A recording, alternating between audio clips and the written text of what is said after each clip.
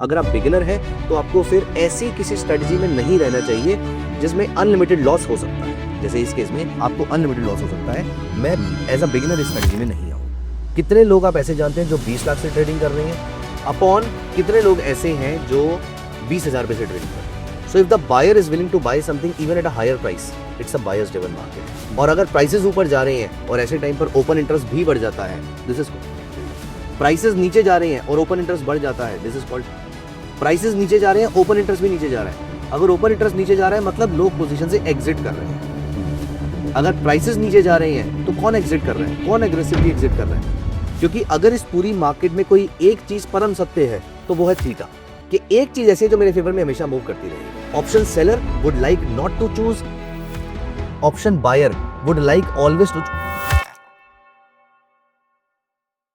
Hello everyone, welcome back to Dhan's channel. This is the second part of the advanced option trading masterclass. Today with us we have Himanshu ji. Welcome Himanshu ji. Thank you so much. So in the first part we discussed option buying versus option selling. काफ़ी सारी basic option trading strategies Himanshu ji ने एक option buying की strategy भी दी और हमने जाना कि ऑप्शन बाइंग के पीछे थॉट प्रोसेस क्या होता है। आज के सेकंड पार्ट में हम समझेंगे और भी काफ़ी सारी advance trading strategies, OI, PCR, max pain theory क्या होती है और भी काफ़ी सारी चीज़ें। तो लेट्स स्टार्ट। श्योर। तो मेरा फर्स्ट क्वेश्चन ये है कि काफ़ी सारे लोग ऑप्शंस में ट्रेड करते हैं, काफ़ी सारे लोग फ्यूचर्स में ट्रेड करते हैं, बट प्रॉब्लम ये है कि फ्यूचर्स में मार्जिन काफ़ी लगता है। कोई अगर ऑप्शंस में ट्रेड करता है and he has to replicate the pay off a future position, तो वो कैसे किया जा सकता है? Okay sure. सो आप जिस स्ट्रेटजी की बात कर रहे हैं, आप जिस थॉट प्रोसेस की बात कर रहे हैं, उसे कहते हैं सिंथेटिक लॉन्ग फ्यूचर या सिंथेटिक शॉर्ट फ्यूचर। उसको लॉन्ग कॉम्बो या शॉर्ट कॉम्बो के नाम से भी जाना जाता है, क्योंकि आपका पहला क्वेश्चन ही यही है कि अगर आपको फ्यूचर्स जैसा पे ऑफ चाहिए, रेप्लिकेट करना है आपको ऑप्शंस मार्केट के अंदर, तो उसको हम कैसे कर सकते हैं। हैविंग सेड दिस, हमें मार्जिनल बेनिफिट मिलेगा या नहीं मिलेगा ये कहना मुश्किल होगा अभी के लिए, लेकिन एटलीस्ट हमें कभी कभी अच्छे प्रीमियम की वजह से हमें फ्यूचर से अच्छा बेनिफिट वहां पर मिल जाता है। फॉर एग्जाम्पल लॉन्ग कॉम्बो का या फिर सिंथेटिक लॉन्ग फ्यूचर का जो पे ऑफ है वो थोड़ा सा इससे अच्छे लेवल पे रहता है, क्योंकि मुझे ऑप्शन बेचना एक जो पड़ता है उसका प्रीमियम अच्छा मिल सकता है और जो ऑप्शन खरीदा है उसका प्रीमियम सस्ता हो सकता है, एज इन कम पे करना हो सकता है। तो यहाँ पर हम चलते हैं स्ट्रेटजी बिल्डर पे, स्ट्राइक प्राइस चूज करते हैं 24,980 पे इस समय मार्केट चल रही है। तो हम क्या करते हैं, सबसे पहले हमें चाहिए मार्केट के ऊपर जाने पर अनलिमिटेड प्रॉफिट, वो कॉल ऑप्शन के थ्रू आता है। तो मैं क्वांट पे जाके at the money call option यहाँ पर बाय कर लेता हूँ। और हमें साथ में चाहिए मार्केट के नीचे जाने पर मुझे अनलिमिटेड लॉस हो, क्योंकि यही फ्यूचर्स के अंदर होता है। तो यहाँ पर अब मैं एक ऑप्शन सेल कर देता हूँ विच इज पुट ऑप्शन। और यहाँ पर नोटिस कीजिए ये जो स्पॉट है उससे थोड़ा सा नीचे मेरे ऑप्शंस की लाइन यहाँ पर चल रही है। सो इस समय ये वाली स्ट्रेटजी अप्लाई करना कोई बहुत ज्यादा समझदारी वाला काम नहीं है, लेकिन जो ब्लू वाली लाइन जो बहुत ही छोटी आपको यहाँ पर दिखाई दे रही है, बहुत ही माइन्यूट सा डिफरेंस दिखाई दे रहा है। सो यहाँ पर अगर मेरा ये वाला जो रेड और ग्रीन वाली जो लाइन है वो अगर ब्लू लाइन के ऊपर रहती है तो यहाँ पर इसका मतलब ये है कि मुझे यहाँ पर फ्यूचर से अच्छा ट्रेड मिल रहा है। हम इसको अक्टूबर के लिए भी अप्लाई करके देख लेते हैं। सो अक्टूबर वाली एक्सपायरी के लिए यहाँ पर मैंने इसको चेंज कर दिया। यहाँ पर देखिए ये मुझे और ज्यादा लॉस दे रहा है, तो हम देख लेते हैं कि इसको क्या ये बियरिश साइड पे सही चल रहा है। तो ये वाली को सेल कर दिया और ये वाली को बाय कर दिया। यहाँ पर देखिए तो शॉर्ट फ्यूचर से अच्छी स्ट्रेटेजी चल रही है इस समय, जो आपने मेरे से पूछा which is synthetic short future. देखिए अगर आप एक फ्यूचर शॉर्ट सेल करते तो मार्केट के नीचे जाने पर प्रॉफिट होता, यस, मार्केट के ऊपर जाने पर लॉस होता, करेक्ट, और मार्केट के फ्लैट रहने पर नो प्रॉफिट नो लॉस होता। अब यहाँ पर देखिए अगर ये मार्केट यही बंद हो जाती है, you are still in a profit of approximately 12,742। मैं अज्यूम कर रहा हूँ कि यहाँ पर लिक्विडिटी का कोई प्रॉब्लम नहीं आएगा, क्योंकि हम अक्टूबर एक्सपायरी में है, तो मैंने चेक नहीं किया है कि लिक्विडिटी कितनी है उसके अंदर। लेकिन अभी के लिए अगर हम लिक्विडिटी को यहाँ पर अवॉइड कर दें तो this strategy is better than synthetic short future, जबकि synthetic long future is worse than the actual future. Yes. तो यहाँ पर अगर एक आर्बिट्रेज अपॉर्चुनिटी बन सकती है। मैं यहाँ पर कोई रिकमेंडेशन नहीं दे रहा, लेकिन ऐसे टाइम पर मैं सिंथेटिक शॉर्ट फ्यूचर क्रिएट कर लूं, एट द सेम टाइम एक एक्चुअल फ्यूचर बाय कर लूं। तो अगर लिक्विडिटी है इस प्रोडक्ट के अंदर तो मैं अपने आप को कंप्लीटली हेज कर लिया। और ऐसे टाइम पर मैंने मार्जिन कितना पे किया, मैंने मार्जिन पे किया अप्रोक्सीमेटली 2.5 लाख रुपीस। तो मुझे मार्जिन में तो बेनिफिट नहीं हुआ, 2.25 लाख का मार्जिन यहाँ लगेगा, 2.25 लाख का मार्जिन मेरे को फ्यूचर्स के अंदर लगेगा, लेकिन 5 लाख के मार्जिन में अप्रोक्सीमेटली एक महीने में मुझे 12,000 का जो प्रॉफिट है वो मेरा काइंड ऑफ रिस्क फ्री बन जाएगा यहाँ से। अगेन इसके बहुत सारे इफ्स एंड बट्स अभी हो सकते हैं, लेकिन अभी प्राइमरी लेवल पे मैंने आपको बताया कि क्योंकि आपका क्वेश्चन ये था कि बनाते कैसे, तो मैंने अभी आपको सिर्फ बना के दिखाया है। इसके बारे में और इंट्रिकेसीज हम फिर कभी बात कर सकते हैं, लेकिन बनाना पॉसिबल है। आप फ्यूचर्स को ऑप्शन से तो रेप्लिकेट कर सकते हैं। ऑप्शन से एक बहुत ही ब्यूटीफुल प्रोडक्ट है। Got it. हमने पिछली वीडियो में काफ़ी सारी स्ट्रैटेजीज के पे ऑफ समझे थे, काफ़ी सारी चीज़ें देखी थी, बोल कॉल स्प्रेड, शॉर्ट स्ट्रैडल वगैरह। मुझे जानना है कि कॉल रेशियो स्प्रेड और पुट रेशियो स्प्रेड को कैसे क्रिएट कर सकते हैं हम लोग स्ट्रैटेजी बिल्डर पे, और Okay. कब क्रिएट किया जाता है, इसके बारे में आप डिटेल में बताइए। श्योर। तो सबसे पहले हमें क्या करना है, हम यहाँ पर एनालाइज पे गए और हम चलते हैं यहाँ की पॉपुलर स्ट्रेटजी पे। पहले हम देख लेते हैं कि क्या पता हमारे पास कॉल रेशियो स्प्रेड और बुल रेशियो स्प्रेड अवेलेबल हो। तो यहाँ पर हमें दिख रही है बुलिश स्ट्रेटजी में कॉल रेशियो स्प्रेड। अब आप यहाँ पर बिल्डर पे चल के देखते हैं। सो यहाँ पर कॉल रेशियो स्प्रेड के अंदर आप नोटिस करेंगे मार्केट अगर नीचे जाएगी तो मुझे लिमिटेड प्रॉफिट होगा, मार्केट अगर फ्लैट रहेगी तो मुझे लिमिटेड प्रॉफिट होगा, मार्केट अगर ऊपर जाएगी थोड़ा बहुत तो मेरा प्रॉफिट बढ़ जाएगा, लिमिटेड रहेगा, लेकिन अगर मार्केट बहुत ज्यादा शार्पली ऊपर चली गई तो यहाँ पर मेरा लॉस हो जाएगा। तो बेसिकली कॉल रेशियो स्प्रेड में हम करते क्या है, हम रेशियोज क्रिएट करते हैं। अब ये रेशियोज बाय डिफॉल्ट जो रेशियोज होती है वो 1:2 की होती है। तो अगर आपने फॉर एग्जाम्पल एक कॉल बाय करी है तो 2 कॉल सेल करी है, 2 कॉल बाय करी है तो 4 कॉल सेल करी है, and so on and so fourth. लेकिन आज की डेट में ना people have become very advanced, तो उनको ऐसा लगता है, फॉर एग्जांपल मुझे अगर यहाँ पर लग रहा है कि मार्केट यार बहुत ज्यादा बियरिश यहाँ पर हो सकती है या फिर रिलेटिवली ज्यादा बियरिश हो सकती है, मैं यहाँ पर कोई रिकमेंडेशन शेयर नहीं कर रहा, बट अभी के लिए यहाँ पर मान लेते हैं कि मुझे लगता है कि यहाँ पर एक बड़ा बियरिश मूव आ सकता है। ऑल्दो मैं पुट बाय कर सकता था, लेकिन मैं एक ऑप्शन सेलर हूं, अभी के लिए मान लेते हैं। तो मैं क्या करता हूं, यहां पर मैंने 2 कॉल बाय करी और यहां पर मैंने 3 कॉल सेल कर दी। तो इस तरीके से मैं मल्टीपल रेशियोज फॉर्म कर सकता हूं, लेकिन हमेशा जो आपकी कॉल सेल है वो हमेशा कॉल बाय से ज्यादा होनी चाहिए। तो इसको कहते हैं रेशियो स्प्रेड। बैक स्प्रेड भी क्रिएट होते हैं, लेकिन वो एक बात का डिस्कशन है। लेकिन अभी के लिए इंपॉर्टेंट चीज यहां पर यह है कि जितनी कॉल्स आपने बाय करी है उससे जनरली थ्योरेटिकल बात करें तो एक कॉल एक्स्ट्रा सेल होनी चाहिए। तो 4:5, 3:4, 5:6 एटसेट्रा। लेकिन आज की डेट के अंदर people take their opinion, people take their view, तो वो 5:7 भी करते हैं, 5:9 भी करते हैं, 5:8 भी करते हैं, and so on and so fourth. इसको ऐसे समझ लेते हैं कि आपने 8 कॉलें बेची हैं, मान लेते हैं, उसको हेज करने के लिए 5 आपने बाय कर लिए, 3 आपकी अनहेज्ड है, लेकिन 5 का रिस्क आप नहीं ले सकते थे, 3 का रिस्क आप ले सकते थे, तो आपने कॉल रेशो स्प्रेड वहां पे क्रिएट कर लिया। इसी तरीके से आपका पुट वाला रेशो स्प्रेड हो सकता है। तो आपने एक पुट बाय करी है और 2 पुट्स यहाँ पर सेल कर दी हैं, 2 पुट्स बाय करी हैं और 3 पुट्स यहाँ पर सेल कर दी हैं। तो इस तरीके से भी आप अपनी स्ट्रैटेजी को क्रिएट कर सकते हैं। डिपेंड करता है कि आप कितने बुलिश और कितने बियरिश हैं, इसके बेसिस पे आप अपनी स्ट्रैटेजीज को यहाँ पर फॉर्म कर सकते हैं। तो कॉल रेशो स्प्रेड, जहाँ पर हम यहाँ पर एनालाइज पे चलते हैं, पॉपुलर स्ट्रैटेजी पे चलते हैं। ये पुट रेशो स्प्रेड यहाँ पर आ रहा है, इसको हम यहाँ पर बिल्डर में देख लेते हैं। तो यहाँ पर मार्केट के ऊपर जाने पर प्रॉफिट होगा, मार्केट के नीचे जाने पर भी प्रॉफिट होगा, अप्रोक्सीमेटली आधे % के लिए आप सेफ हैं। लेकिन मार्केट अगर बहुत ज्यादा नीचे चली जाती है तो वहां पर आपको लॉस होगा। आप चाहो तो इसकी एक्सपायरी यहाँ से चेंज कर सकते हो। तो यहाँ पर देखिए, यहाँ पर आपके लिए बहुत ही अच्छी स्ट्रेटेजी बन जाती है। मार्केट के ऊपर जाने पर आपने अप्रोक्सीमेटली 2.36 लाख का मार्जिन पे किया है, मार्केट के ऊपर जाने पर आपको एक्सपायरी पे अराउंड 15,000 रुपीज का प्रॉफिट दिखाई दे रहा है, मार्केट के फ्लैट रहने पर आपको 15,000 समथिंग का प्रॉफिट दिखाई दे रहा है, मार्केट के थोड़ा सा नीचे जाने पर आपको 18,000 रुपीज का प्रॉफिट दिखाई दे रहा है, मार्केट के अप्रोक्सीमेटली 1-1.5% नीचे जाने तक भी आपको प्रॉफिट ही आ रहा है। मार्केट अगर शार्पली नीचे जाएगी तो आपको बड़ा लॉस आना शुरू हो जाएगा। तो स्लाइटली डाउन फ्लैट और slightly up profit, sharply down market में loss. But having said this, ज्यादातर लोग ये वाली स्ट्रेटजीज नहीं यूज करते हैं। ज्यादातर लोग जो है वो यहाँ पर मैं आपको दिखाता हूं, जिस तरीके से आप यहाँ पर फास्ट क्रिएट पे जाएंगे तो ये वाली स्ट्रेटजीज जो है वो ज्यादा यूज होती हैं। Bull call, bear call, bull put, bear put, long straddle, long strangle, short straddle and strangle, then iron butterfly, iron condor, जो हमने लास्ट वीडियो में डिस्कस करी थी। वो वाली स्ट्रेटजीज एक बिगिनर को अच्छे से समझ में आती हैं, और मुझे पर्सनली ऐसा लगता है कि एक बिगिनर को या किसी भी ट्रेडर को वही स्ट्रेटजी में काम करना चाहिए। पहला, जो उनके रिस्क एपेटाइट को सूट करे, जो उनको समझ में आए। 2 चीजें कंडीशन अगर मीट होती है तभी आपको उसमें काम करना चाहिए। तो रेशो स्प्रेड्स में अभी किसी के लिए एंटर करना रिलेटिवली मुश्किल हो सकता है, एक बिगिनर के लिए स्पेशली। तो condors are good, butterflies are good, spreads are the best for a beginner to start with, अगर कोई स्टार्ट कर रहा है तो। लेकिन क्योंकि ये सेकंड पार्ट है हमारी एडवांस्ड मास्टर क्लास का ऑप्शंस के ऊपर, तो मेरे ख्याल से अभी तक हमारे व्यूअर्स को इतनी नॉलेज हो चुकी होगी कि वो एडवांस स्ट्रेटजी की तरफ जा सकते हैं। तो अगर आपको ऑप्शंस अच्छे से समझ में आ चुके हैं, आप स्प्रेड्स यूज कर चुके हैं कुछ महीने या कुछ साल, तो फिर आपको इस वाली स्ट्रेटजी पे आना चाहिए। अगर आप बिगिनर हैं तो आपको फिर ऐसी किसी स्ट्रेटजी में नहीं रहना चाहिए जिसमें अनलिमिटेड लॉस हो सकता है। जैसे इस केस में आपको अनलिमिटेड लॉस हो सकता है। मैं एज अ बिगिनर इस स्ट्रेटजी में नहीं आऊं, एज एन एक्सपीरियंस मैं डेफिनेटली आऊंगा। क्योंकि अब अगर मार्केट यहां से शार्पली नीचे चली गई, अगर कोई ब्लैक स्वन इवेंट आ गया, तो पहली बात तो मैं प्रोटेक्टेड तो हूं यहां से, लेकिन स्टिल 1-1.5% से ज्यादा मुंह पे मुझे बड़ा लॉस हो सकता है। तो ऐसी स्ट्रेटजी बिगिनर को अवॉइड करना चाहिए, एक्सपीरियंस ट्रेडर को करना चाहिए। तो हमने काफ़ी सारी स्ट्रैटेजीज देख ली, हमने बिगिनर्स के लिए स्ट्रैटेजीज देखी, एडवांस्ड के लिए भी देखी। इन सारी स्ट्रैटेजीज के पीछे आई थिंक सबसे मेन रोल होता है ऑप्शन ग्रीक्स का। Yes. हमने लास्ट वीडियो में डेल्टा के बारे में काफ़ी डिस्कशन किया था।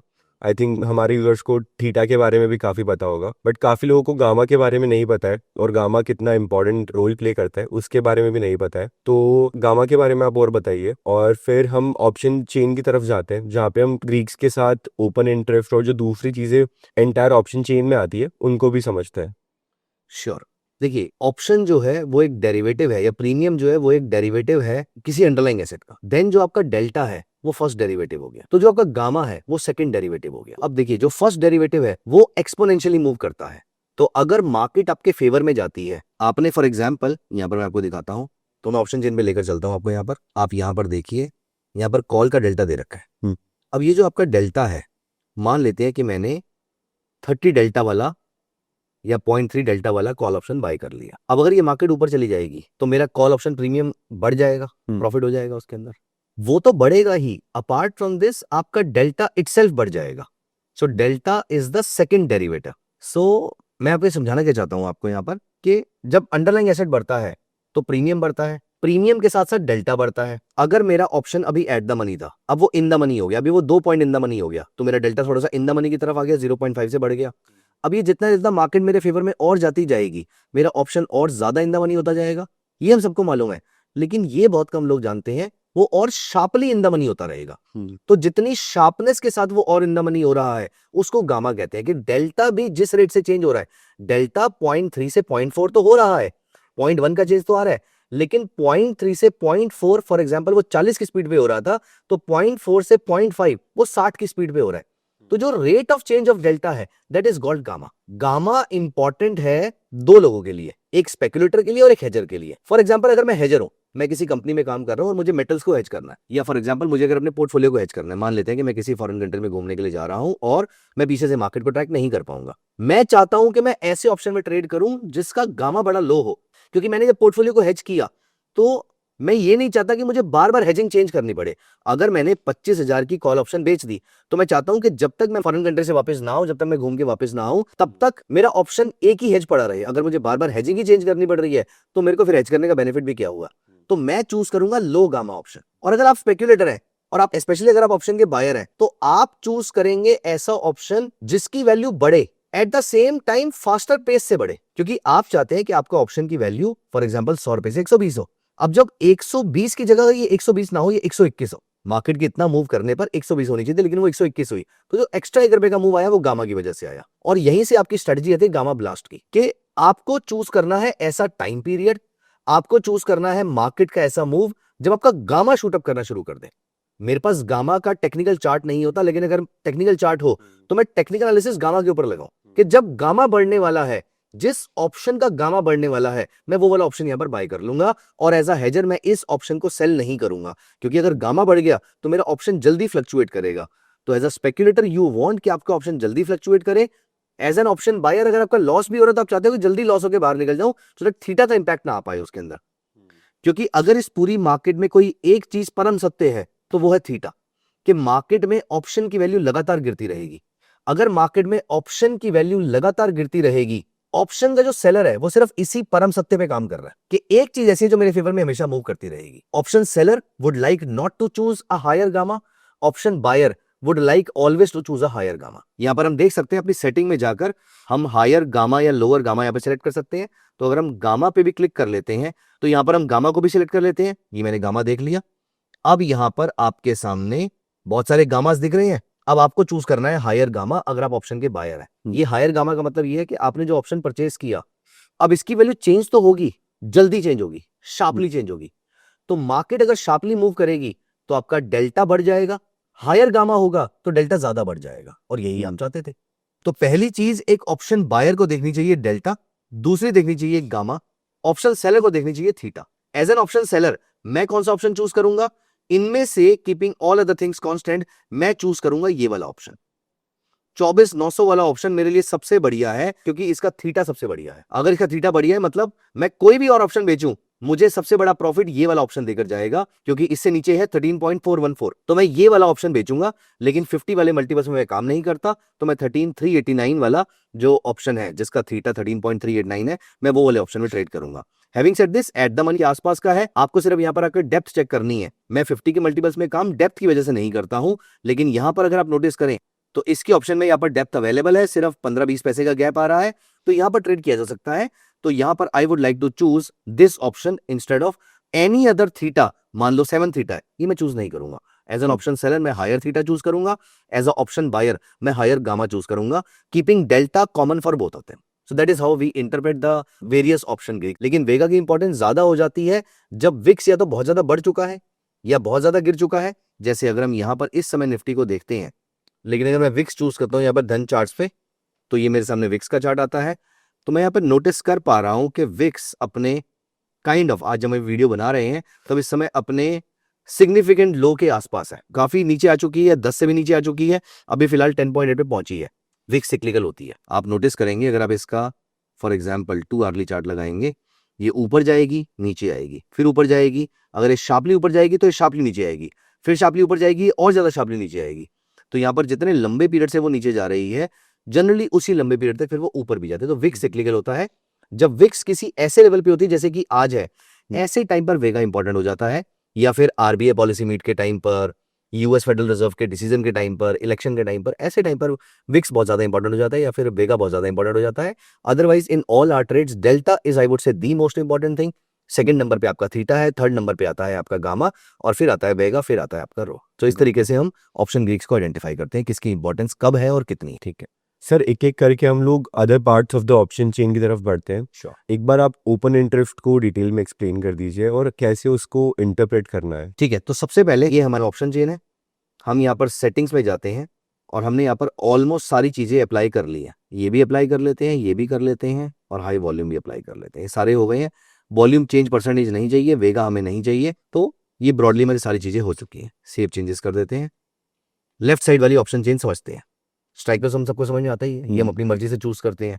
आप अपनी मर्जी से डिफाइन नहीं कर सकते हैं कि मेरे को 24,970 का स्ट्राइक प्राइस चाहिए, वो एक्सचेंज डिफाइन करता है, लेकिन आप अपनी मर्जी से चूज कर सकते हैं इनमें से। ये लास्ट ट्रेडेड प्रीमियम है, किस प्रीमियम पे अभी फिलहाल ये ट्रेड हो रहा है, ये कंटिन्यूसली आप नोटिस कर रहे हैं, अपडेट होता जा रहा है। अब ये आता है बिल्डअप।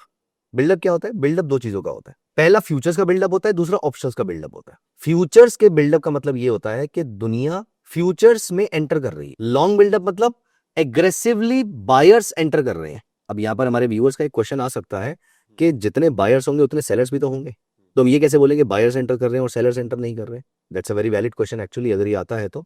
लेकिन पॉइंट ये है कि बायर्स एंटर कर रहे हैं, ये मैंने इस कॉन्फिडेंस से इसलिए बोला, आप ये नोटिस करोगे प्राइसेस ऊपर जा रहे हैं नीचे जा रहे हैं।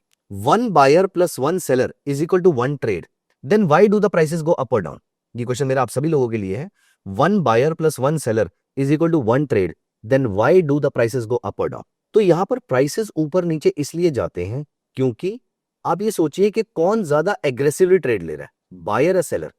अगर बायर ज्यादा एग्रेसिवली ट्रेड ले रहा है तो प्राइसेस ऊपर जाएंगे। देखो ये एक अपार्टमेंट है, 1 करोड़ रुपए का अपार्टमेंट है, आप 1 करोड़ वाले अपार्टमेंट के 1.1 सीआर देना चाहते हैं, देने को रेडी है, मेरे को जल्दी नहीं है बेचने की। आपने 1.1 सीआर दिए, मैंने कहा ठीक है आप ले लो। क्या मैं आया था पहले मार्केट के अंदर? नहीं। क्या मेरा एग्रेशन था कि मैं 90 में बेचना चाहता हूं? नहीं। आपका एग्रेशन था, ये आप प्राइसेस को ऊपर लेकर चले गए, 1 सीआर वाली चीज को अपने 1.1 सीआर पे परचेज कर लिया। इसे ही हम डिमांड सप्लाई की इंट्रिकेसीज कहते हैं। So if the buyer is willing to buy something even at a higher price, it's a buyer's driven market. और अगर प्राइसेस ऊपर जा रहे हैं और ऐसे टाइम पर ओपन इंटरेस्ट भी बढ़ जाता है, this is called long buildup. Prices नीचे जा रहे हैं और ओपन इंटरेस्ट बढ़ जाता है, this is called short buildup. Prices नीचे जा रहे हैं, ओपन इंटरेस्ट भी नीचे जा रहा है, अगर ओपन इंटरेस्ट नीचे जा रहा है मतलब लोग पोजीशन से एग्जिट कर रहे हैं। अगर प्राइसेस नीचे जा रहे हैं तो कौन एग्जिट कर रहा है, कौन एग्रेसिवली एग्जिट कर रहा है? बायर्स के एग्जिट करने से प्राइसेस नीचे जा रहे हैं, इसलिए प्राइसेस जब नीचे गए, ओपन इंटरेस्ट कम हुआ, this is called long unwinding.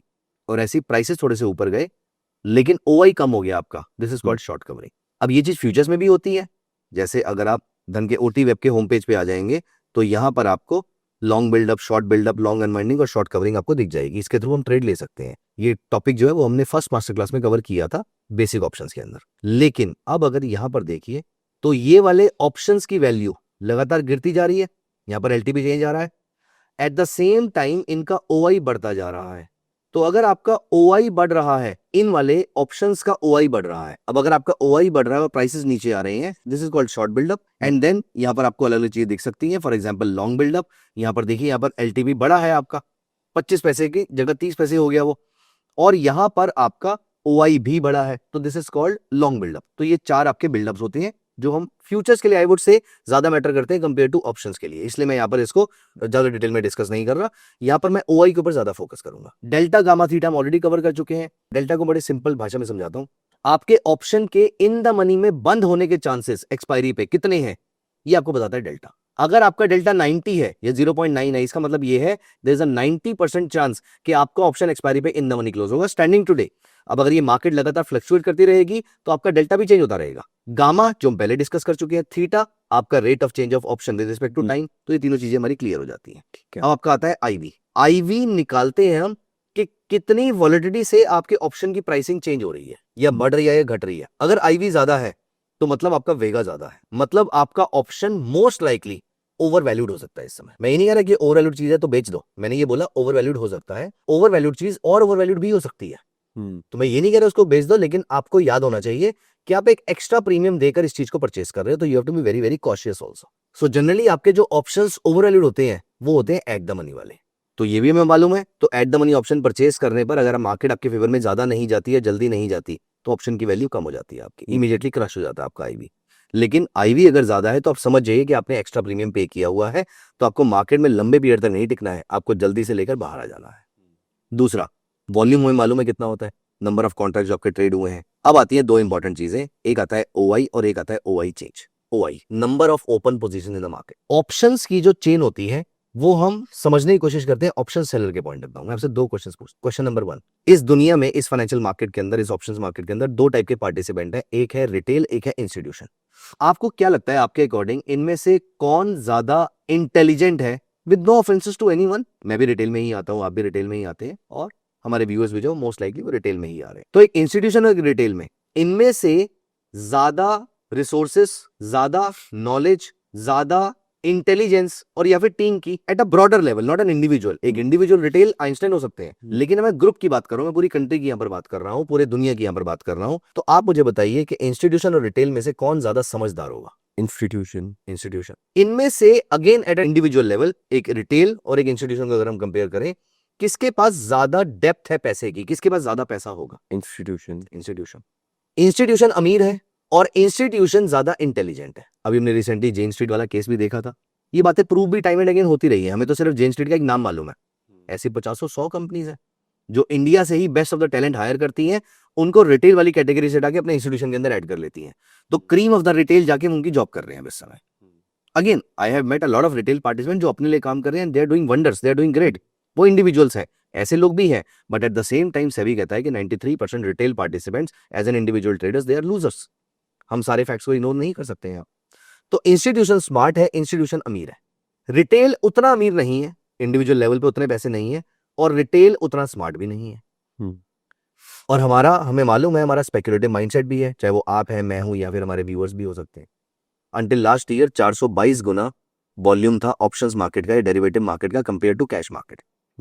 आप इतने लंबे पीरियड से फाइनेंशियल मार्केट्स में हैं। अब आप मुझे बताइए, आपके आसपास जितने लोग फाइनेंशियल मार्केट्स में, स्टॉक मार्केट में ट्रेड करते हैं, उनमें से कितने लोग 20 लाख रुपए से ट्रेड कर रहे हैं? ट्रेडिंग की बात हो रही है, इन्वेस्टमेंट की बात नहीं हो रही। डेरिवेटिव मार्केट में कितने लोग आप ऐसे जानते हैं जो 20 लाख से ट्रेडिंग कर रहे हैं, अपॉन कितने लोग ऐसे हैं जो 20,000 रुपए से ट्रेडिंग कर रहे हैं? काफी कम लोग होंगे जो 20 लाख से ट्रेड कर रहे हैं। काफी कम मतलब 20 लेस देन 5%, यस या उससे भी कम या उससे ज्यादा? Less than 5%। लेस देन 5, बाकी लोग जो है आई थिंक अंडर 1 लाख के उसमें ही है। अंडर 1 लाख के उसमें। और अंडर 1 लाख में ऑप्शन बेचना तो ऑलमोस्ट इम्पॉसिबल सा है। हाँ, कुछ लिमिटेड प्रोडक्ट्स आप बेच पाएंगे, कुछ कमोडिटीज का बेच लेंगे, या फिर हेज करके कर पाएंगे, और ज्यादातर लोगों को हेजिंग नहीं आती है। ऑल्दो हमने कोशिश करी है पिछली वीडियो में समझाने की, बट मोस्टली लोगों को भी नहीं आती है। अब इसका मतलब ये है कि ज्यादातर लोग ऑप्शन बाइंग कर रहे हैं। इंस्टीट्यूशन के पास पैसा है 5,000 करोड़ रुपए, हम तो 2 करोड़ की बात कर रहे हैं, 1 करोड़ की बात कर रहे हैं, 10 लाख की बात कर रहे हैं, 20 लाख की बात कर रहे हैं। उनके पास तो कई 100 और कई हजार करोड़ है, तो वो ऑप्शन बेच सकते हैं। और वो समझदार भी है, वो इंटेलिजेंट भी है। तो क्या मैं बोल दूं, आई डोंट नो वो कौन सी मूवी का डायलॉग था, आई थिंक दबंग का था, कि एक नहीं, आई थिंक सुल्तान का था, जब उन्होंने बोला था कि सुल्तान ने एक बार पटक के मार दिया तो वो उठता नहीं है। मुझे एग्जैक्टली डायलॉग नहीं मालूम है, लेकिन एक बार अगर इंस्टीट्यूशन ने कोई ऑप्शन बेच दिया तो chances are very low for example अगर हम कॉल ऑप्शन की बात करते हैं, अगर इंस्टीट्यूशन ने ये कॉल बेच दिया, आप इंस्टीट्यूशन ने मान लेते हैं आपने ये कॉल बेच दिया, you will make money when the market goes down, the product goes down. Correct. Now you will ensure कि प्रोडक्ट से नीचे ही रहे। तो चांसेस आर वेरी हाई। पहली बात तो बहुत समझदार है, आपने सोच समझ के बेचा होगा, रैंडमली तो बेच नहीं दिया होगा सुबह उठते ही। आपने किसी इंटेलिजेंस के बेसिस पे, किसी रिसर्च के बेसिस पे आपने ये वाली कॉल बेची होगी। अब अगर ये मार्केट यहाँ से ऊपर आनी शुरू होगी भी, तो आपके पास 20,000 करोड़ रुपए के स्टॉक्स रखे हुए हैं। जब आप उनको बेचेंगे तो मार्केट ऑटोमेटिकली नीचे आ जाएगी। यहाँ पर तो मनी पावर भी यूज हो रही है, इंटेलिजेंस भी यूज हो रही है, पैसा यूज हो रहा है, नेटवर्किंग यूज हो रही है, as in they have a huge network of good people around them. मैं ये नहीं कह रहा कि वो इनसाइडर न्यूज पे ट्रेड कर रहे हैं, मैं ये कह रहा हूँ कि स्मार्ट पीपल है उनके पास, वो खुद भी स्मार्ट है। तो ये कॉल ऑप्शन अगर उन्होंने बेची है तो मार्केट ऐसे नीचे रहेगी हमेशा नहीं, लेकिन प्रोबेबिलिटी तो ज्यादा है। मतलब यहाँ पर किसी भी स्ट्राइक का अगर ओआई लगातार बढ़ रहा है, इसका मतलब ये है कि मार्केट कॉल की अगर हम बात करें तो चांसेस आर हाई कि मार्केट इस कॉल ऑप्शन से, इस स्ट्राइक से नीचे रहने वाली है। This is how we interpret this entire theory of open interest. मैं यहाँ पर 1 मिनट का पॉज लेता हूं। मैं ये भी चाहूंगा कि मेरे व्यूअर्स भी यहाँ पर सोचे इस बारे में और मेरे से क्वेश्चंस पूछें कमेंट्स के अंदर। जब ये वीडियो लाइव जाएगा तो मैं डेफिनेटली उनको आंसर करूंगा। बट आई होप यहां तक हम क्लियर है अभी तक। यस। अब पुट ऑप्शन पे आते हैं। पुट ऑप्शन पे अगर हम चल के देखें तो पुट ऑप्शन में आप इंस्टीट्यूशन है, मैं रिटेल हूं, आपने पुट बेची है, मैंने पुट बाय करी है। मैं एक्सपेक्ट कर रहा हूं कि मार्केट यहां से नीचे जाएगी, आप एक्सपेक्ट कर रहे हो कि मार्केट यहां से नीचे नहीं जाएगी, and you are likely to be correct. Market अगर नीचे गई भी तो बहुत ज्यादा नहीं जाएगी, मार्केट जैसे ऊपर रहेगी, फ्लैट रहेगी या थोड़ा बहुत नीचे चली जाएगी जैसे ना। अब ऐसे केस में आपने जो पुट ऑप्शन बेची, आपको प्रॉफिट होगा जब मार्केट इस लेवल से ऊपर रहेगी। अब पैसा है आपके पास। अब अगर ये मार्केट गिर के नीचे आती है और आपके पुट ऑप्शन के स्ट्राइक के नीचे चली जाती है, आप क्या करोगे? आपके पास 20,000 करोड़ रुपए हैं, आप 5,000 करोड़ रुपए की बड़ी कंपनी के शेयर परचेज कर लोगे। अब ये कंपनी के ऊपर जो केस हुआ था वो क्या कर रही थी? वो इंडेक्स के बड़े हैवी वेट्स को वहां पर मैनेज कर रही थी। तो वहां पर उन्होंने कुछ बड़ी कंपनी के share, for example Reliance, HDFC, उसको वो बाय करते थे, उससे वो इंडेक्स मैनेज कर लेते थे। ये करना कोई रॉकेट साइंस तो नहीं है, जिसके पास पैसा है। मैं ये थ्योरी पिछले अप्रोक्सीमेटली 12-15 साल से डिस्कस कर रहा हूं, मैं फॉलो कर रहा हूं। ये पब्लिक के सामने केस तो हुआ है ना, तो बुक्स में तो पहले से लिखा हुआ था ये वाली चीज। हाँ, कंपनी का नाम नया है मेरे लिए कि ये कंपनी कर रही थी, लेकिन ये थ्योरी जो है ये तो मैं पिछले 15 साल से यूज कर रहा हूँ। People have been doing it. और हर बार मैंने नोटिस किया कि जब मार्केट इनके इंपॉर्टेंट लेवल से नीचे जाती है, यहाँ पे ऑल ऑफ सडन बाइंग आती है और मार्केट शूट अप कर जाती है, उनको स्टॉक्स में प्रॉफिट होता है और उनको अपने ऑप्शन में प्रॉफिट हो जाता है। तो इसका मतलब ये है, अभी वो क्या हो रहा है क्या नहीं हो रहा वो एक अलग डिस्कशन है, लेकिन इंपॉर्टेंट पॉइंट ये है कि जो कॉल इंस्टीट्यूशन ने बेची, मार्केट उसके नीचे रहेगी। जो पुट इंस्टीट्यूशन ने बेची, मार्केट उसके ऊपर रहेगी। अब मतलब ये है कि आपको इस मार्केट के इंपॉर्टेंट सपोर्ट और रेजिस्टेंस लेवल निकल जाएंगे सिर्फ ऑप्शन चेन के थ्रू, और कुछ नहीं चाहिए आपको कोई टेक्निकल नहीं चाहिए, आपको कोई फंडामेंटल नहीं चाहिए, कोई स्टैटिस्टिकल डेटा नहीं चाहिए, कोई ट्रेंड लाइन, सपोर्ट, रेजिस्टेंस कुछ नहीं चाहिए। आपको चाहिए सिर्फ और सिर्फ एक ऑप्शन चेन, और ऑप्शन चेन में आपको पता करना है कि हाईएस्ट ओआई कहां पर है। पहले हम ये देखते हैं, फिर हम चलेंगे ओआई परसेंटेज चेंज में। ठीक है, तो हम चलते हैं और हम एक बार ऑप्शन चेन को स्टडी कर लेते हैं। तो अब यहां पर चलिए हम कॉल साइड पे देखते हैं कि हाईएस्ट ओआई क्या है। वैसे तो हम विजुअली ये जो आपको छोटी छोटी लाइंस दिख रही हैं इसके थ्रू भी आप जज कर सकते हैं, लेकिन हम यहाँ पर पहले ही सेटिंग में गए थे, हमने यहाँ पर हाई ओआई मतलब टॉप के हाई ओआई जो थे हमने यहाँ पर ऑटोमेटिकली मार्क कर लिए। अब यहाँ पर देखिए हाईएस्ट ओआई कौन सा है कॉल साइड पे, हाईएस्ट ओआई है 25,100 का। मार्केट अभी चल रही है 24,970 पे। हाईएस्ट ओआई है 25,100 का, हाईएस्ट ओआई है 25,100 का, और सेकंड हाईएस्ट ओआई है हमारा 26,000 का। अब इसका मतलब ये है, not to share any recommendation here, अगर मैं यहाँ पर ट्रेड कर रहा हूं तो मुझे ये पता है कि भैया 25,100 की कॉल्स जो है वो इंस्टीट्यूशन ने बेच रखी है, तो मतलब इसके ऊपर मार्केट का अब जाना थोड़ा सा मुश्किल है। एक बार चार्ट पे चल के लेवल देखते हैं। ये निफ्टी का 15 मिनट्स चार्ट है, ये देखिए 25,100 का लेवल अप्रोक्सीमेटली यहां पर आता है, और यहां पर 25,120-30 के आसपास आपको मार्केट में मेजर रेजिस्टेंस दिख रहा है। तो अब अगर इंस्टीट्यूशन एक्सपेक्ट कर रहा है कि भैया अब अगर ये मार्केट यहां से बाउंस लेती है तो इस लेवल तक जा सकती है मैक्सिमम, इससे ऊपर जाना उसका मुश्किल है। Again not to share any recommendation है, मैं आपको सिर्फ ये बता रहा हूं कि इंस्टीट्यूशन का मानना क्या है यहाँ पर, और ये मैं नहीं कह रहा, ये बता रही है ऑप्शन चेन। 25,100 की कॉल पे हाईएस्ट ओआई है, तो ये वाली उन्होंने कॉल बेची हुई है। सेकेंड नंबर पे जो हाईएस्ट ओआई है वो है 26,000, तो वो ये मान के चलते हैं कि भैया 26,000 का लेवल तो नहीं आने वाला। यहाँ पर अगर हम देखें ऑप्शन चेन के अंदर 26,000 पे आपका सेकंड हाईएस्ट ओआई चल रहा है, तो जब कभी भी उन्होंने ये बेची होगी उसका प्रीमियम बहुत ज्यादा रहा होगा। आज तो गिर के सिर्फ 80 पैसे रह गया इस कॉल का प्रीमियम, लेकिन जब उन्होंने बेची होगी तो 10 रुपए, 20 रुपए, 50 रुपए, 100 रुपए कुछ भी हो सकता है, तो बहुत सारा पैसा उन्होंने कमाया and they were right so फार। और मजे की बात देखो, अभी भी इतना बड़ा नंबर होने के बावजूद 23% आज इंक्रीज है उसके अंदर। मतलब वो ये कह रहे हैं कि मैं फ्री वाले 80 पैसे भी क्यों छोड़ू। और यहां पर ये जो हाईएस्ट ओआई था हमारा, वो ये वाला ऑप्शन आज भी 170% बढ़ा है। इसमें ओआई जो है वो 170% बढ़ा है, ये ओआई चेंज है। मतलब अभी उनको इस बात पे और कन्विक्शन बढ़ती जा रही है कि आपकी मार्केट 25,100 के नीचे क्लोज होने वाली है अगले हफ्ते तक।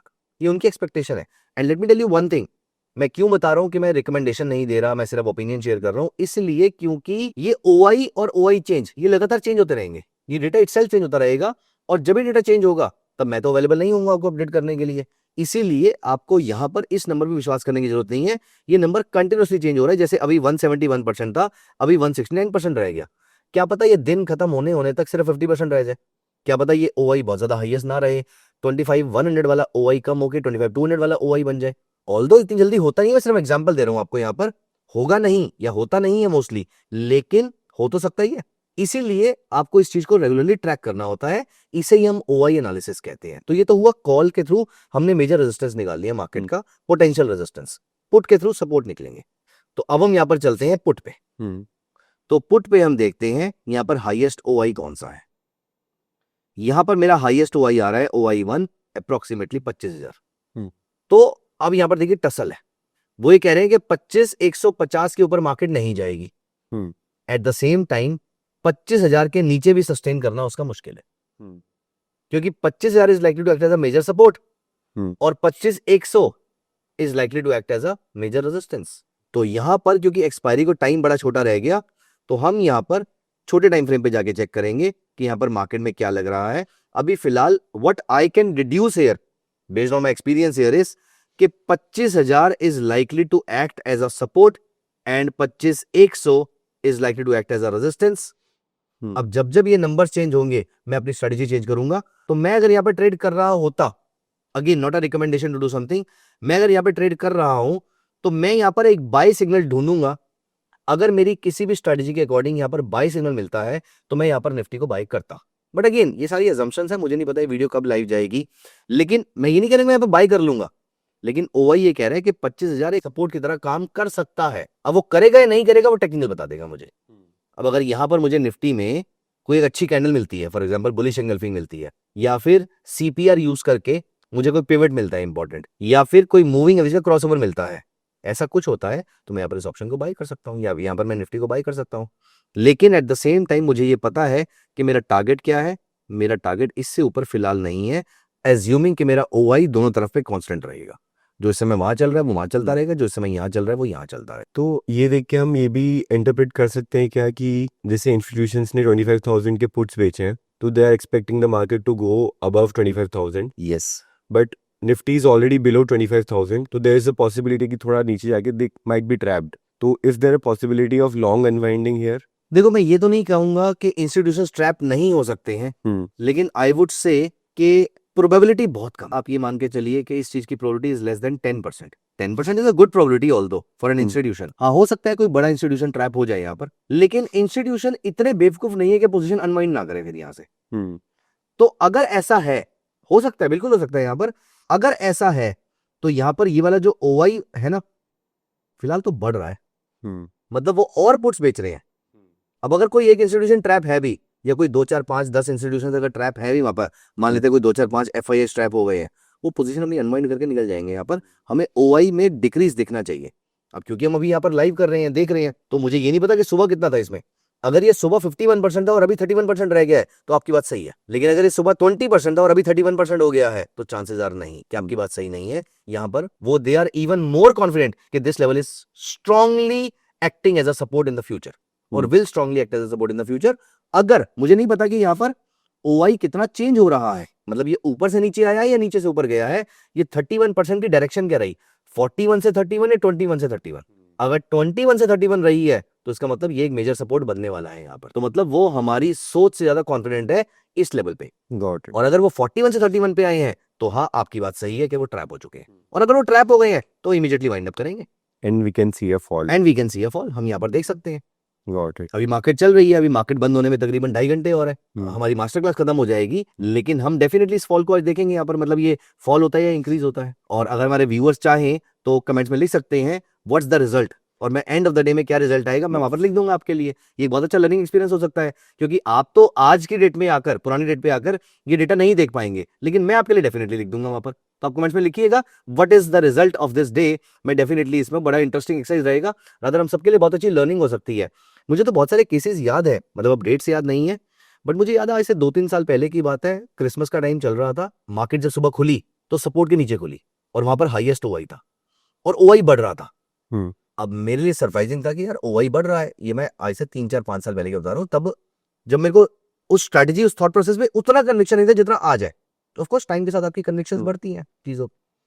तो जब तब ऐसा हो रहा था तो वहां पर मैंने नोटिस किया, मेरी पोजीशन लॉस में थी, तो मैंने वहां पर नोटिस किया कि यार ये ओआई भी बढ़ रहा है, मार्केट भी नीचे जा रही है, तो ये चल क्या रहा है यहाँ पर। संदेश शाम होते होते मैंने वहां पर नोटिस किया, जब FII-DI का डेटा आता है, मार्केट ने तो वहां से रिकवरी ली, जब शाम होते होते डेटा आया तो वहां पर मुझे समझ में आया कि FIIs ने स्टॉक्स बाय करे थे। मैं जो स्टेटमेंट आपको पहले बोली, ये मेरी खुद की फर्स्ट हैंड लर्निंग है यहाँ से। ऑल्दो अगेन उस कंपनी वाला केस तो अभी मेरे सामने आया, हम सबके सामने आया है, ये मेरी फर्स्ट हैंड लर्निंग थी आज से 3-4-5 साल पहले, मुझे एग्जैक्टली याद नहीं है, बट ये याद है कि आई थिंक 23 दिसंबर का टाइम था या 27 दिसंबर का टाइम था, कुछ तो था, जब इलिक्विडिटी होती है मार्केट के अंदर। उस समय कोई तो ट्रैप हुआ था वहां पर और उसने मार्केट को वहां से खींच लिया था। मुझे बस ये याद है क्रिसमस के आसपास का टाइम था, दिसंबर एंड का टाइम था, जब मैं पूरा एनालिसिस कर रहा था। आई थिंक उसको कुछ टर्म है, वो क्रिसमस के एक हफ्ते के बीच में वो लोग FIIs काफी इनएक्टिव रहते हैं। वो काफी लल सा पीरियड रहता है। उस पीरियड में मतलब हम तो बहुत छोटे रिटेल है, लेकिन अगर आप बड़े रिटेल या HNI है तो आप मार्केट को चला सकते हैं। मतलब निफ्टी चलाना मुश्किल रहेगा, लेकिन आप स्टॉक्स को तो वहां पर इलिक्विडिटी इतनी ज्यादा होती है ग्लोबल मार्केट्स के अंदर। इंडियन मार्केट्स में फिर भी क्योंकि हम रिटेल पार्टिसिपेशन बहुत ज्यादा रहता है और हमारे यहाँ पे रिलेटिवली कंपेयर टू US और UK क्रिसमस का यहाँ पे फिर भी ट्रेड होता है, जबकि US UK में तो बहुत लिक्विडिटी होती है, तो वहां पर छोटे प्लेयर्स उस समय मार्केट को चला लेते हैं कभी कभी। आप नोटिस करेंगे सेंटा क्लॉज रैली आती है। हाँ एग्जैक्टली, तो सेंटा क्लॉज रैली में जब एक्चुअली में मार्केट को गिरना चाहिए तो वहां पर कुछ लोग मार्केट को चला के ऊपर ले जाते हैं। ठीक है, वो जैसे भी करते होंगे, वो उसमें मैं कोई बात नहीं करना चाहूंगा, but this is interesting experience. वैसे अभी हम देख लेते हैं कि यहाँ पर हाईएस्ट ओआई पे 31% से 33% हो गया है वैसे, तो यहाँ पर 1.5% अभी ओआई बढ़ा है हमारे बात करते करते पिछले 5 से 10 मिनट के अंदर। तो अभी तो वो अपनी पोजीशन बिल्डअप कर रहे हैं, और वहां से अगर हम चार्ट को देखें तो चार्ट वहां से थोड़ा सा फिलहाल ऊपर आया है। तो फिलहाल तक तो जो मेरे वाला पॉइंट है वो प्रूव हो रहा है, but end of the day तो पता नहीं कौन जीतेगा, तो देखेंगे उसको। That is going to be a good experience. हाँ, इसमें मैं एक चीज और ऐड करूंगा, it is not just about OI, it is also the OI percentage change, जिससे मैं उस पर भी ध्यान रखना चाहिए। Highest OI is not the only thing, but highest OI पे अगर OI चेंज भी हो रहा है, बढ़ रहा है, तो मतलब आपका कॉन्फिडेंस बढ़ना चाहिए कि ये सपोर्ट है और ये रेजिस्टेंस, जो भी हम एंड ऑफ द डे में देख लेंगे। फिलहाल के लिए 31% से वो 34% हुआ है, 3% या 2.5% बढ़ा है। तो मेरी कन्विक्शन थियोरेटिकली यहाँ पर, again not to recommend anything to my viewers here, learning के पॉइंट ऑफ व्यू से अगर मैं यहाँ पर ट्रेड कर रहा हूं तो मेरी कन्विक्शन यहाँ पर बढ़ेगी कि भैया ये लेवल सपोर्ट का काम करने वाला है। अगर ये कम हो रहा होता तो मेरी कन्विक्शन कम होती। तो OI और OI चेंज दोनों चीजें बड़ी इंपॉर्टेंट है। अगर आप सिर्फ इसको ट्रैक करेंगे, आप मार्केट के मेजर सपोर्ट रेजिस्टेंस निकाल सकते हैं। और अगर मैं यहाँ पर ट्रेड करूंगा तो मैंने आपको बताया कि मैं यहाँ पर बाय ट्रेड लेना चाहूंगा जब कभी मुझे टेक्निकल में बाय ट्रेड मिलेगा, इसलिए मैं टेक्निकल और डेरिवेटिव को साथ नहीं यूज करता। ये काफ़ी अच्छी लर्निंग थी। इसके बाद आई थिंक सबसे इम्पोर्टेंट डिस्कशन बाकी है हमारा, कि ये कि अगर हमने कोई स्ट्रैटेजी एग्जीक्यूट करी और मार्केट में कोई मूवमेंट आ गया तो how to adjust that strategy. पहला क्वेश्चन तो ये है कि स्ट्रैटेजी को एडजस्ट करना चाहिए या नहीं करना चाहिए, अगर करना चाहिए तो कैसे करते हैं उसको प्रॉपरली, वो आप समझाइए। Great, I would say that is a very very important question, very very interesting question, और इसके बहुत सारे एंगल्स हैं। आपके क्वेश्चंस की बहुत सारी लेयर्स हैं उसके अंदर। देखो, पहली चीज, आप गए किसी एक आर्टिस्ट के पास, देखो आपने उससे ये नहीं पूछा कि मेरे को आर्ट करना सिखा दो। आर्ट करना मुश्किल है, लेकिन आर्ट करना रिलेटिवली आसान है इस बात के कि अगर आप उनके पास अपनी खराब पेंटिंग लेकर गए, उनको बोले ये ठीक करके दिखाओ, और रादर मुझे ये सिखाओ कि ये कैसे ठीक करी जाती है। अभी इस समय जो हमारे सामने हमारे फ्रेंड कैमरा में रिकॉर्डिंग कर रहे हैं, उनके हाथ में आपको टैटू दिख रहा है, जिनके वो फैन है, तो हिटमैन लिखा हुआ है उनका। अब ये जो हिटमैन लिखा हुआ है उन्होंने वहां पर, ये लिखना मुश्किल काम है, टैटू बनाना मुश्किल काम है। जो भी टैटू आर्टिस्ट है उन्होंने बड़ी मेहनत से किया होगा। लेकिन अब अगर हाइपोथेटिकली, जितना मैं उनको जानता हूं, वो अपना व्यू नहीं चेंज करने वाले, बट फॉर सम रीजन मान लेते हैं कि उनको ये टैटू हटवाना है। अभी हटवाना तो बहुत मुश्किल है, तो इसका मतलब इसको एडजस्ट करना पड़ेगा। अब यहाँ पर मान लेते हैं कि उन्होंने अपने किसी फेवरेट गॉड की या किसी की फोटो बनवानी है यहाँ पर, अब वो बनवा पाएंगे यहाँ पर? बहुत मुश्किल है, बहुत मुश्किल है। तो यही है पहला क्वेश्चन, बनवानी चाहिए या नहीं बनवानी चाहिए, ये भी मुश्किल क्वेश्चन है आंसर करना।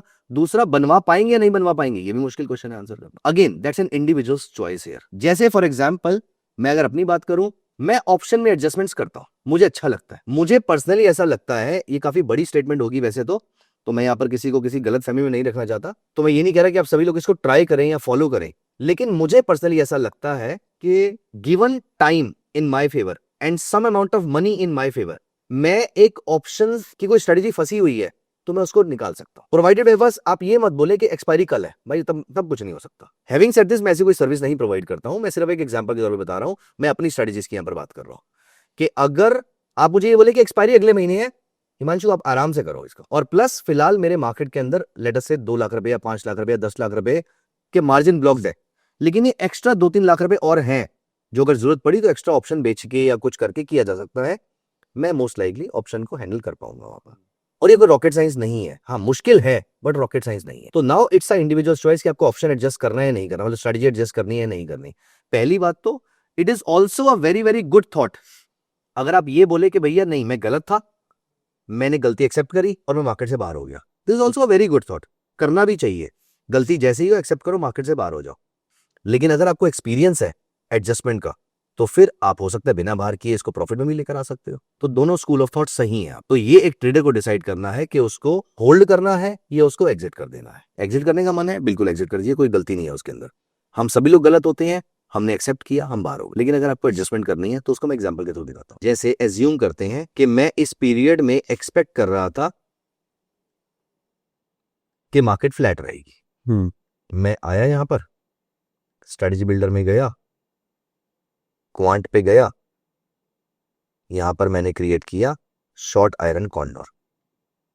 फॉर दोज व्यूअर्स जिनको नहीं पता क्वांट कैसे यूज करते हैं, शॉर्ट आयरन कॉन्डोर कैसे बनाते हैं, हमने पिछली वाली मास्टर क्लास में ये सारी चीजें संदेशों मैंने डिस्कस करी थी, जहां पर स्ट्रेटजी को स्ट्रेटजी के थॉट प्रोसेस को स्ट्रेटजी में कैसे कन्वर्ट करते हैं वो हमने डिटेल में कवर किया था, आप उसको जाके जरूर देखिएगा। अब यहाँ पर क्वांट पे आ गया और मैंने आयरन कॉन्डोर बनाना है। हमने लास्ट वाली वीडियो में ये वाले आयरन कॉन्डोर की जगह हमने इसके हेजेस को वाइड कर दिया था, तो ये 500 पॉइंट हमने दूर कर दिया, तो ये मैंने किया 200 पॉइंट दूर और ये किया 500 पॉइंट दूर, और या फिर ये किया मैंने लेटर से, यहां पर मैं स्ट्रेटजी अक्टूबर की अप्लाई कर लेता हूं, ये हमने स्ट्रेटजी बना लिया। तो this looks like good iron condor for me, जहां पर मेरी probability of profit is 55%, risk reward ratio almost 1 के आसपास का है, ज्यादा मेरे फेवर में है, 16,000 का लॉस है और 21,000 का प्रॉफिट हो रहा है। ये स्ट्रेटजी मैंने बना ली और मैं यहाँ पर मार्केट में जब तक मार्केट फ्लैट है मैं बैठा हुआ। अब मैं यहाँ पर पहुंच गया और मुझे थीटा डीके का बेनिफिट मिल रहा है। अभी मेरा ये एरिया वाइड हो चुका होगा और मेरा प्रॉफिट अब थोड़ा सा कम हो रहा है, जितना और लिया जा सकता है। अब all of a sudden market यहाँ से ऊपर चली जाती है और मैं क्या करूँ? या तो आप एग्जिट कर सकते हो, हाँ, या मैं एडजस्ट करूंगा। अब एडजस्टमेंट का पहला थॉट प्रोसेस क्या होना चाहिए ये समझते, बड़ा सिंपल सा थॉट प्रोसेस, जो आपका ओपिनियन है वो आपका मार्केट में एग्जीक्यूशन होना चाहिए। इसको डिटेल में डिस्कस करते हैं। यहां पर आपका ओपिनियन क्या था कि मार्केट साइडवेज है, तो डेल्टा कितना होना चाहिए? 0 के आसपास, क्योंकि डेल्टा टेल्स यू कि आप कितने ओपिनियन हो किसी चीज को लेकर, बुलिश या बियरिश। बुलिश मतलब पॉजिटिव डेल्टा, बियरिश मतलब नेगेटिव डेल्टा, ज्यादा बुलिश मतलब ज्यादा पॉजिटिव डेल्टा, ज्यादा बियरिश मतलब ज्यादा नेगेटिव डेल्टा। यहां पर देखिए डेल्टा इसका ऑलमोस्ट 0 है, -0.11 है, तो ऑलमोस्ट 0 है। पर लॉट अगर हम यहाँ पर देखें तो सिर्फ -8 है, तो -100 से लेके +100 के बीच में हो सकता है, ये -8 है तो 0 के आसपास खड़ा हुआ है, बॉटम 10 डेसाइल के अंदर हम उसको बोलते हैं। अब यहां पर मैं हो जाता हूं बुलिश, तो बुलिश होने के लिए मैं क्या करूंगा, मेरे सामने मैं इस स्ट्रेटजी को ना यहां पर जाकर कस्टमाइज भी कर लेता हूं। मैं यहां पर अपने कस्टम बिल्डर पे जाऊंगा और स्ट्रेटजी अपने हाथ से बनाता हूं। मेरे सामने क्वांट ने ये चारों स्ट्राइक्स दे दी है, मैं इसी स्ट्रेटजी को यहां पर बनाता हूं और मैं मैनुअली एडजस्ट करके दिखाऊंगा आपको। तो मैं यहां पर गया, निफ्टी पे चलते हैं, 28 अक्टूबर की 25,200 की कॉल बेची और 24,800 की पुट बेची। तो मैंने 25,200 की कॉल बेची और 24,800 की पुट बेची। तो मैंने यहां पर 28 अक्टूबर की 25,200 की कॉल बेची और 24,800 की पुट बेची। साथ में मैंने 25,700 की 500 पॉइंट दूर की और 500 पॉइंट दूर की कॉल और पुट बाय करी। तो यहां पर कॉल बाय करी, पुट बाय करी, 25,700 की कॉल, 25,700 की कॉल बाय करी अक्टूबर मंथ की, और 24,300 की पुट बाय करी मैंने अक्टूबर की। ये मेरी स्ट्रेटजी बन गई है इसके अंदर। अब मुझे मालूम है इसका डेल्टा कितना है, सेम ही आएगा, ऑलमोस्ट सेम डेल्टा है हमारा, आ रहा है हमारा यहाँ पर लॉट में अगर हम देखें तो वही 8.7 समथिंग आ रहा है। यहाँ तक बात समझ में आ जाती है। अब यहाँ पर हम हो गए बुलिश, तो डेल्टा बेरिश कैसे रह सकता है, इसको बुलिश करना है। बुलिश करने के क्या तरीके हो सकते हैं? जो मेरा कॉल सेल है वो मैं एग्जिट कर दूंगा, पहली चीज बिल्कुल सही, या तो मैं और कॉल खरीदूं। और कॉल खरीदूं, बिल्कुल सही, सब कुछ करके देख लेते हैं। हाँ, मैं पुट सेल भी कर सकता हूँ और अलग से। और पुट सेल कर सकते हैं। हाँ। सबके अपने प्रोज एंड कॉन्स हैं। पहले मैं आपकी कॉल बाय करता हूँ। अगला क्वेश्चन ये आएगा कौन सी कॉल बाय करनी है। तो ये अक्टूबर में हम गए, तो यहाँ पर अभी हमने जो कॉल बेची हुई थी 25,200 की बेची हुई थी। तो अब हम यहाँ पे अगर ज्यादा बुलिश हो गए हैं तो हम यहाँ पर नीचे की कॉल बाय कर लेते हैं, 24,700 की कॉल बाय कर लेते हैं। डेल्टा देखो बढ़ गया मेरा, मैं बुलिश हो गया। अब देखो मार्केट के ऊपर जाने पर बहुत सारा प्रॉफिट होगा मुझे। पहले लिमिटेड प्रॉफिट होगा, फिर उसके बाद अनलिमिटेड प्रॉफिट हो जाएगा, और मार्जिन पे भी ज्यादा प्रेशर नहीं आया। अगर मैं ये वाला ऑप्शन नहीं लेता तो मेरा मार्जिन 1.24 लाख का था, अगर मैं ले लेता हूं तो 1.64 का ही होता है। कोई ज्यादा प्रेशर तो नहीं आया मेरे ऊपर। This is one thing, absolutely right. दूसरा, मैं एक पुट सेल कर देता हूं। तो यहां पर मैंने पुट सेल करी अक्टूबर की, सब कुछ हम अक्टूबर में कर रहे हैं। अब कौन सी पुट सेल करी मैंने यहाँ पर, वो भी मेरे सामने आ गया। मैंने यहाँ पर पुट सेल करी अक्टूबर की। अब पुट सेल करने की प्रॉब्लम क्या है कि मार्केट के नीचे जाने पर मेरा अनलिमिटेड लॉस हो। अभी तक मेरा लॉस प्रोटेक्टेड था, लेकिन अब मेरा लॉस यहां से अनलिमिटेड हो जाएगा। क्या ये एक्सेप्टेबल है आपको? नहीं। अगर हाँ तो ठीक है, कर सकते हैं ये वाले भी, लेकिन अगेन डेल्टा पॉजिटिव हो गया। आप चाहें तो इसको और इन द मनी लेकर जा सकते हैं, डेल्टा और पॉजिटिव होता जाएगा।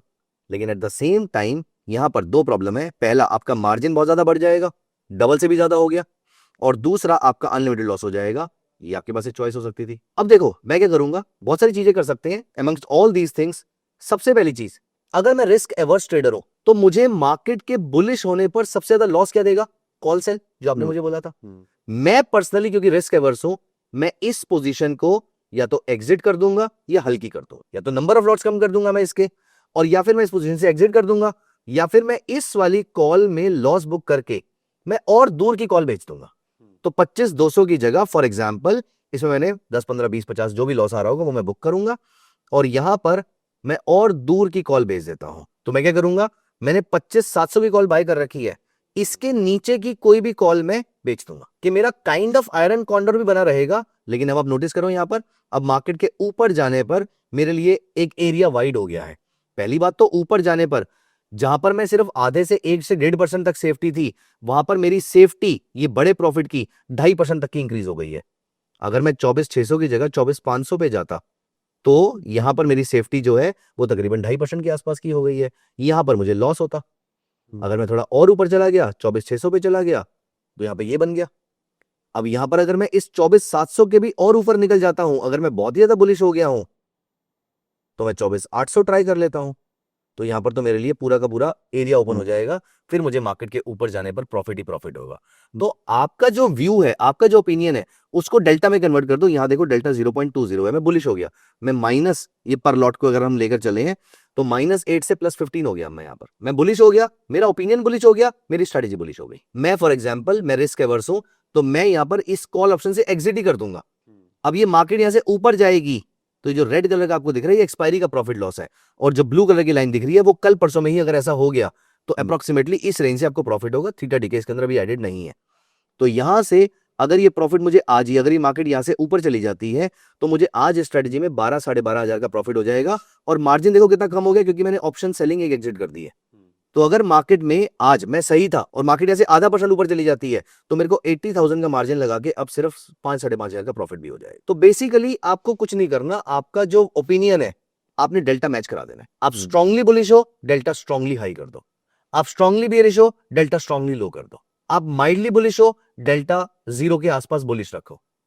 आप बिल्कुल न्यूट्रल हो, डेल्टा 0 के आसपास रखो, बिल्कुल 0 रखो। तो जो आपका ओपिनियन उसको डेल्टा में कन्वर्ट कर दो। As simple as that. This is called option adjustment. कोई रॉकेट साइंस नहीं है, मुश्किल है लेकिन रॉकेट साइंस नहीं। तो हिमांशु जी, हम आज की वीडियो के लास्ट टॉपिक पे आते हैं, जो कि है पीसीआर। पीसीआर क्या बताता है, एक बार आप एक्सप्लेन कर दीजिए। Sure. PCR stands for put call ratio. Again इसको भी हम सेलर के पॉइंट ऑफ व्यू से देखते हैं, कितनी पुट्स बेची गई हैं कंपेयर टू कितनी कॉल्स बेची गई। जब पुट्स बिकती हैं मतलब मार्केट ऊपर जा रही है, तभी लोग पुट बेच रहे हैं, या फिर पुट बेच रहे हैं तो मार्केट ऊपर जा रही है। सो जितने एग्रेशन से पुट्स बेची गई हैं मतलब मार्केट उतना शार्पली ऊपर जा रही है, हम्म। जितने एग्रेशन से कॉल बेची गई हैं इसका मतलब मार्केट उस स्पीड से नीचे जा रही है। तो अगर पीसीआर बहुत ज्यादा है तो मतलब मार्केट्स ओवरबॉट जोन की तरफ पहुंच चुकी है। अगर पीसीआर बहुत कम है इसका मतलब मार्केट ओवरसोल्ड जोन की तरफ पहुंच चुकी है। तो पीसीआर अगर बहुत ज्यादा हो चुका है या फिर मैं बोलूं पीसीआर अगर लगातार बढ़ता जा रहा है तो मतलब यहां से मार्केट ऊपर जा रही है। ऑल्दो एक लिमिट होती है कि पीसीआर जब बहुत ज्यादा हो जाता है तो यहाँ पर लोग अपनी पुट्स को कवर करने की कोशिश करेंगे, तो ऐसे मार्केट में करेक्शन स्टार्ट होती है मोस्टली। और पीसीआर जब बहुत ज्यादा कम हो जाता है तो इसका मतलब कॉल्स बहुत ज्यादा बेची हुई है तो लोग अपनी कॉल्स को कवर करने की कोशिश करेंगे, यहाँ पर शॉर्ट स्क्वीज होगा तो यहाँ से प्राइसेस ऊपर जा सकते हैं। लेकिन अगर हम ट्रेंड की बात करें, अगर पीसीआर लगातार बढ़ता जा रहा है मतलब लोग ज्यादा पुट्स बेच रहे हैं कंपेयर टू कॉल्स या पुट्स में ज्यादा ट्रेड हो रहा है कंपेयर टू कॉल्स, तो ऐसा होने पर आपकी मार्केट्स मोस्टली ऊपर की तरफ जाती है। और अगर पीसीआर नीचे की तरफ जा रहा है डिक्लाइनिंग ट्रेंड में, इसका मतलब लोग कॉल ज्यादा बेच रहे हैं और इसका मतलब यहाँ से मार्केट नीचे की तरफ जा रही है। और ऐसा होने पर मतलब आप यहाँ पे शॉर्ट सेल कर सकते हैं। हाँ, अगर पीसीआर बहुत ज्यादा डाउन हो चुका है या पीसीआर बहुत ज्यादा अप हो चुका है तो यहाँ से हम रिवर्सल एक्सपेक्ट कर सकते हैं।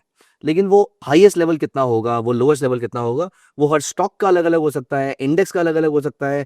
जैसे 1.5 के ऊपर अगर पीसीआर जाता है निफ्टी के अंदर तो थोड़ा सा अनसस्टेनेबल हो जाता है। ठीक उस तरीके से 0.5 0.6 के नीचे अगर जाता है तो वहां पर भी थोड़ा सा अनसस्टेनेबल होता है। मैं जब आपसे बात कर रहा था अभी यहाँ पर तो मैंने एक चीज नोटिस करी थी, again not a recommendation to do something. यहाँ पर एक तरफ पहली बात तो आप ये देखिए, जब ये वीडियो में यहाँ पर खत्म करने वाले हैं क्योंकि आपने बोला लास्ट क्वेश्चन है, 31% से बढ़कर 37% हो चुका है। ये हमारी मार्केट है जो ऑलमोस्ट उसी लेवल पे चल रही है। और दूसरा पीसीआर 0.6 मतलब लोअर एंड की तरफ है। तो मेरे को यहाँ पर अगर टेक्निकल बाय मिलता है तो मैं बाय करूंगा, बाय नहीं करूंगा, टेक्निकल बाय मिलता है तो बाय करूंगा। मतलब अगर कोई टेक्निकल इंडिकेटर मुझे बाय देता है तो मैं बाय करूंगा। प्राइस एक्शन हो सकता है, इंडिकेटर हो सकता है, कोई भी एक ट्रेडिंग स्ट्रेटेजी हो सकती है मेरी। अगर मुझे उसमें बाय मिलेगा तो मैं यहाँ पर बाय करूंगा।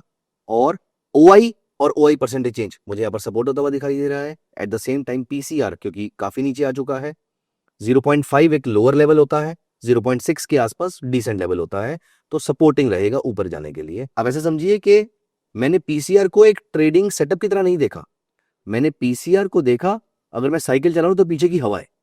अगर मेरे फेवर में तो साइकिल जल्दी चल जाएगी, अगर मेरे अगेंस्ट है तो साइकिल नहीं चलेगी। मतलब एक कंफर्मेशन और जरूरी है पीसीआर के साथ तो इसलिए मैं ट्रेनिंग सेटअप यूज कर रहा हूँ, अपना ओआई यूज कर रहा हूँ, ओआई परसेंटेज यूज कर रहा हूँ, पीसीआर यूज कर रहा हूँ, चारों चीजों को एक साथ यूज कर रहा हूँ। बाकी तीन चीजें मेरे फेवर में जा रही हैं। टेक्निकल एनालिसिस का सेटअप अभी जब मिलेगा तो फिर मैं ट्रेड करूंगा। अगेन मैं एक्सपेक्ट कर रहा हूँ कि मैं लेटेस्ट डेटा यहाँ पर आपको इन्फ्लुएंस करने के लिए नहीं बता रहा हूँ। मैं डेरिवेटिव की प्रॉब्लम है कि मैं आपको हिस्टोरिकल डेटा दिखा नहीं सकता, तो मेरे को ऑप्शन चेन अगर आपको समझाने तो मुझे लेटेस्ट डेटा ही देखना पड़ेगा, इसीलिए मैं लेटेस्ट डेटा यूज कर रहा हूँ। बट अदरवाइज मैं कम से कम 3-4 महीने पुराना डेटा यूज करके समझाने की कोशिश करता। But do not consider this as a recommendation. All I want to tell you is कि फिलहाल जो मार्केट में जो पैरामीटर्स है डेरिवेटिव वाले वो शॉर्ट टर्म बुलिशनेस की तरफ इंक्लाइन है, तो मैं उसकी तरफ जाना चाहूंगा अगर मुझे ट्रेड लेना है यहाँ पर, तो जो कि मैं नहीं ले रहा क्योंकि मैं यहाँ पर आपके सामने डिस्कशन किया है, that will be called as a recommendation, इसलिए मैं उसको नहीं ले रहा और यहाँ पर आपको एनालिसिस करने का तरीका बता रहा हूँ कि कैसे आप एनालिसिस करते हैं। Got it. Thank you so much Himanshu ji, it was an amazing session. हमने बहुत सारी चीज़ों के बारे में डिस्कस किया। पार्ट 1 में हमने डिस्कस किया option buying versus option selling, काफ़ी सारी ऑप्शन ट्रेडिंग की स्ट्रैटेजीज। पार्ट 2 में हम उसमें और एडवांस्ड गए, कैसे स्ट्रैटेजीज को एडजस्ट करते हैं, पीसीआर क्या होता है, ओआई कैसे एनालाइज करते हैं, और भी काफ़ी सारी चीज़ें। अगर आपका इससे रिलेटेड कोई भी डाउट है तो प्लीज़ कॉमेंट सेक्शन में उसे मैंशन कीजिए and will respond to that comment. Please like the video and subscribe to the channel. Thank you so much. Thank you so much. Investments in the securities market are subject to market risk. Read all the related documents carefully before investing.